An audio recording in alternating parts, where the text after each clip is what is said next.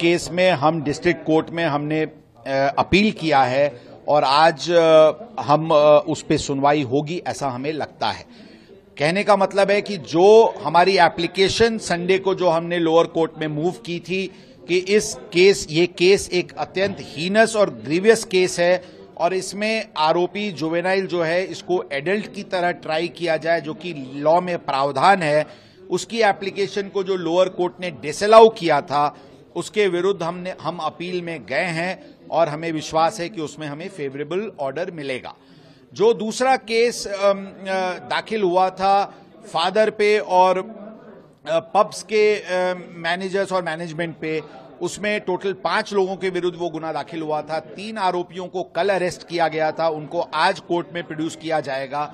बाकी जो 2 आरोपी, जो उसके फादर और एक और आरोपी को आज ताबे में लिया गया है, उनको पुनः लाया जा रहा है। उनको कल आज फॉर्मेलिटीज कंप्लीट करके उनको कल कोर्ट में प्रोड्यूस किया जाएगा। सर, जो आरोप लग रहा है इस केस में कि आप कह रहे हैं कि स्ट्रिंजेंट एक्शन शुरू से ही ली पुलिस, लेकिन लापरवाही का कहीं ना कहीं एक इस प्रकार की जो संभ्रम लोगों में निर्माण हो रही है कि पुलिस ने कुछ ढीला ढाला कार्रवाई किया, इसमें कोई किसी प्रकार का तथ्य नहीं है। पुलिस ने लीगल जो भी प्रावधान थे उसको, उपयुक्त प्रावधान को, जो मोस्ट स्ट्रिंजेंट पॉसिबल पाथ था, उस पाथ पे पुलिस फर्स्ट डे से चल रही है। ये जरूर है कि लोअर कोर्ट ने हमारे दोनों एप्लीकेशंस को डिसअलाउ करके आरोपी को बेल दिया था, जो जनता को मान्य नहीं है, प्रेस को मान्य नहीं है और इक्वली हमें भी मान्य नहीं है।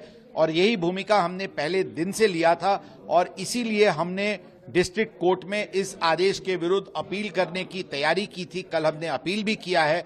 आज हमें विश्वास है कि इस पे सुनवाई होगी। किसी प्रकार का प्रत्यक्ष अप्रत्यक्ष मदद अगर किसी अधिकारी ने किसी आरोपी के साथ किया होगा या फिरियादी के साथ दुर्व्यवहार किया होगा, उसके विरुद्ध कड़क कार्रवाई की जाएगी। इसके लिए ऑलरेडी एक एसीपी दर्जा के अधिकारी को चौकसी दी गई है। जो आरोप पुलिस पे जो लगाया जा रहा है कि पुलिस ने ढीला ढाला कार्रवाई किया था, मैं वापस बोलना चाहूंगा कि जो सबसे स्ट्रिंजेंट पॉसिबल कलम सेक्शंस थे वो इसमें अप्लाई किए गए हैं। कोई भी लीगल एक्सपर्ट्स अगर इसमें हमें कोई इससे ज्यादा स्ट्रिंजेंट पाथ अगर हमको सजेस्ट कर सकता है तो मैं इस डिबेट के लिए किसी भी प्लेटफॉर्म पे तैयार हूं। सर, इसके अलावा गाड़ी को लेकर जो सवाल है, बैंगलोर की रजिस्टर्ड गाड़ी थी, उसको लेकर भी आपने टीमें भेजी हैं, उसकी उस तरफ भी जांच हो रही है?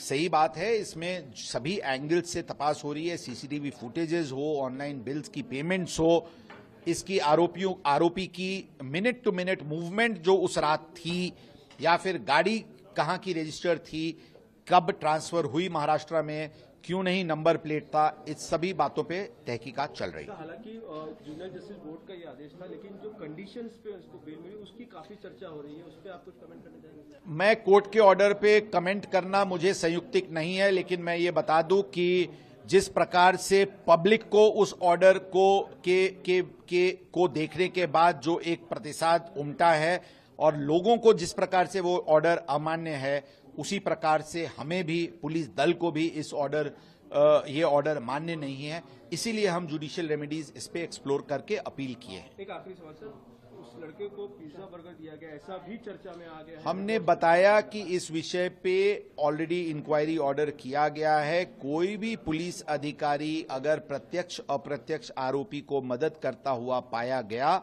उसके विरुद्ध बहुत ही कड़क कार्रवाई की जाएगी।